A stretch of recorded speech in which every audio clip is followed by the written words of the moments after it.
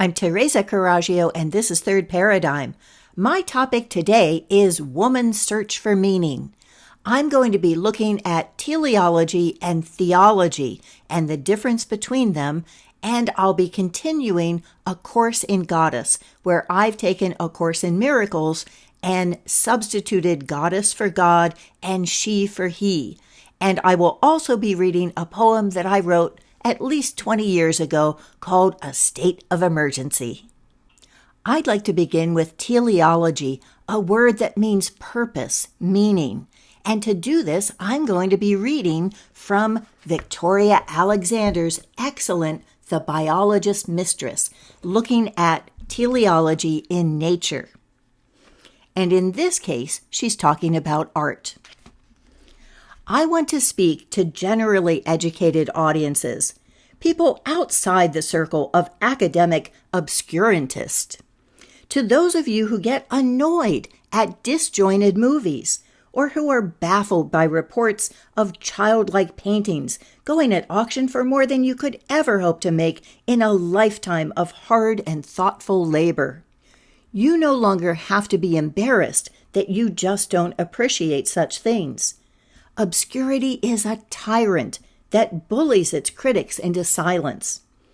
The only thing one can say is, I don't understand, more or less shouldering the blame. But it's not that you don't get it. Either there's nothing there to get, or you did get it. You just didn't think it was interesting enough to be the it everyone is so excited about. So you said nothing. We've all been respectful. Let others have their opinions and taste. I've been guilty of this too, working uncomplainingly in the arts now as I have for 15 years. But I'm breaking that silence now.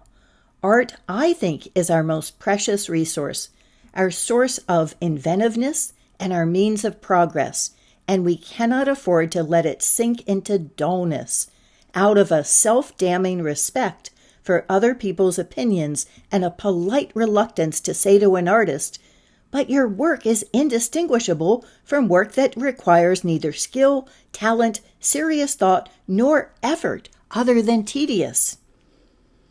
With this book, I will likely offend some of my own colleagues. They will defend the aesthetic experience of bewilderment and confusion, which I happen to agree is an essential precondition of poetic experience. But I think it's the making sense of the world anew, which is truly poetic, not the destruction of sense. Poiesis, from which poetry is derived, means making, not unmaking. And this is why I think AI art is an oxymoron. AI cannot, by its nature, create anything new. It can't create out of nothing. It can synthesize, but it can't find meaning and put things together in a way that makes more sense of them. That's what requires human capacity. And I'm not against AI decoration. I think that's a wonderful thing, and we should all be using that. But that is not art. Where I might disagree with Tori is that I think theology is a necessary element of teleology. She's looking at, as I understand it, nature having purpose that's inherent in it, that isn't put there from some other entity. But I think that's a contradiction in terms, because that has to come from somewhere. If we're not just making up meaning, if meaning pre-exists and is already there for us to discover, then that meaning has been created. From my research for Oh My Goddess, what I found is that goddess was not anthropomorphized, but was gendered, because in every species, we distinguish female as that from which life comes, where life emerges. That's the only difference that we look at when we say this is female and this is not. So when we look at the manifestations of goddess prehistory, It was as a cobra, a vulture, a cow, or a lioness, and only one of those could even remotely be considered a compliment if someone told you you looked like a goddess. Where Torrey is, I think, looking to give dignity to this question of teleology. What is the purpose? What is the meaning? I would like to give that same to a feminine theology. We tend to look at serious people as either being atheist or being theist. They are either believers in God or they are people who question everything and say, you need to be a man and look at the worst and not coddle yourself with this idea that there's some meaning and that this is all going to be resolved by some power. That's not necessarily infantile or adolescent or, worst of all, feminine. Looking at what the meaning is while erasing the factual basis that life comes from the female is to twist the meaning, because mother is an archetype, and it's hard to even use that word because that word comes from archon, ruler. There is a purpose and meaning to being a mother that was lost when God became a man. And I think that if we're going to consider all possibilities, we need to put that back in as a serious topic of discussion.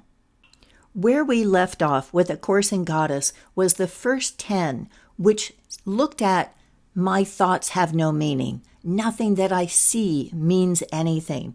I've given everything that I see all the meaning that it has for me, and I am never upset for the reason that I think.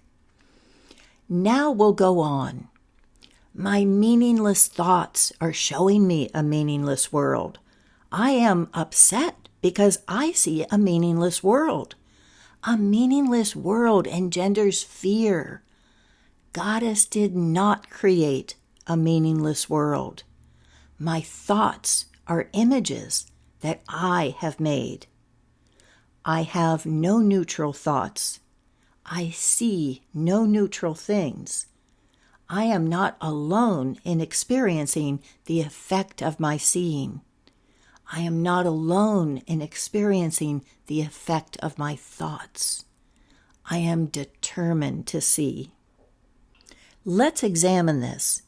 What it's saying is that if you are seeing a meaningless world, it's because you're taking your own meaningless thoughts and projecting them outward.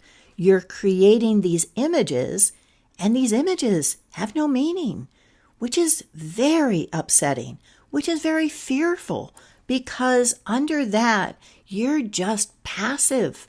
You are the victim of the world, and there is nothing that you can do. What you need to do is rule your mind. That's the only thing you need to do. The only thing that you are required to do is to see, is to be able to see things clearly. And that's where we'll pick up next time. And I'll end with a poem that I wrote, I think 20 years ago, that I just randomly found. It's called A State of Emergency. Surely there are ages past so fraught that change seems surely imminent. Times that try a woman's soul and bend the wills of men to harden knots.